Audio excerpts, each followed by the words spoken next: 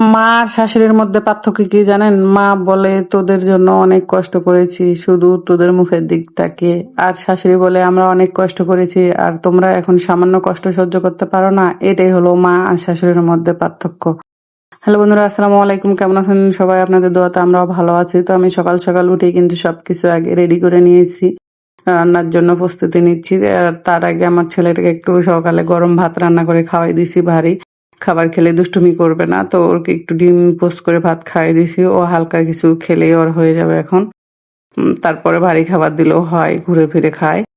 তো আমি প্রথমেই এই যে ডিমগুলো আমি আপনাদের ভাইয়া রাতে নিয়ে এসে রাখছিল, তো আমি ভালো করে ফ্রেশ করে ধুয়ে আমি কিন্তু একটা খাঁচায় রেখে দিই। কারণ ডিম তো সবাই নিয়ে এসে যে যার মতো করে রাখে, কিন্তু আমি আমার মতো করে রাখি ধুয়ে নিয়ে আগে। কারণ বাইরে থেকে নিয়ে এসে বাচ্চার জন্য যেহেতু ভাজি, আর ডিমটা ধরে পোস্ট করতে গেলেও তো একটা কোনো ভাইরাস টাইরাস থাকতে পারে, এখন যেই সমস্যা।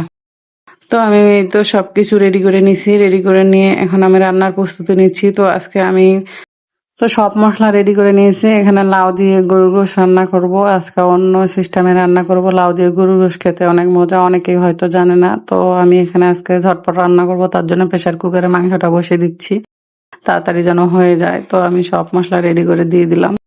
তো আগে মশলাটা আমি ভালো করে কষে নিয়েছি, তারপরে এখানে মাংস দিয়ে দিলাম। মাংস দিয়ে আমি কষে নিয়ে পরে নামাই, এই যে কড়াই আমি এখন মাংসটা ভালো করে কষে নিব।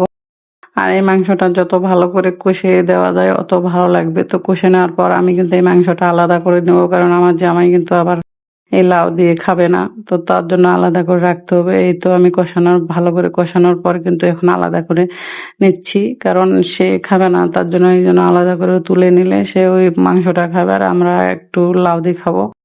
আর এটা কুরবানির মাংস দিয়ে খেলেও ভালো লাগে, যার যে মাংস আছে সেটা দিয়ে খেতে পারেন। কিন্তু কুরবানির মাংস ঝুরা যেটা থাকে ওটা দিয়ে রান্না করলে আরো ভালো লাগে। লাউটা অবশ্যই কষিয়ে দিতে হবে, মানে সিদ্ধ হয় ভালো হইতে। দেখেন নামানোর আগে আগে জিরা দিয়ে দিছি। আর এই যে আপনাদের ভাইয়ের জন্য এখানে একটু মাংস আলাদা করে রেখেছিলাম, ওটার ভাত দিয়ে দিলাম, সেও খেয়ে নিল। তারপরে বাচ্চাদের বিকালে নাস্তার জন্য আমি প্রস্তুতি নিয়েছি। তো এখানে আমি ওদের সুন্দর করে একটু চিকেন দিয়ে আর আলু দিয়ে বানাই দিয়েছি এটা।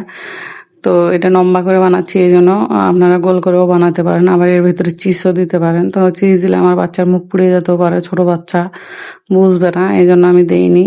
আর লম্বা করে বানানো এই কারণ যেন ও কামড়ে কামড়ে খেতে পায়, ছিঁড়ে খেতে পায়, ওর জন্য ভালো হবে, এই জন্য লম্বা করে ধরলে ছোট বাচ্চা। তো দেখেন ভাজা হয়ে গেছে, কত সুন্দর হয়েছে দেখতে, যত সুন্দর হয়েছে খেতেও সে এরকম সুন্দর হয়েছে। তো ও এই যে নিবে এখন বসে গেছে, তো ওকে সস দিয়ে দিছি, এখন সসে ঠেকে ঠেকে খাবে। তো আমার ভিডিওটা ভালো লাগলে সবাই লাইক কমেন্ট শেয়ার করে দেন, আর সবাই ভালোবেসে আমার পাশে থাকেন। সবাই সুস্থ থাকেন, ভালো থাকেন, আল্লাহ হাফেজ।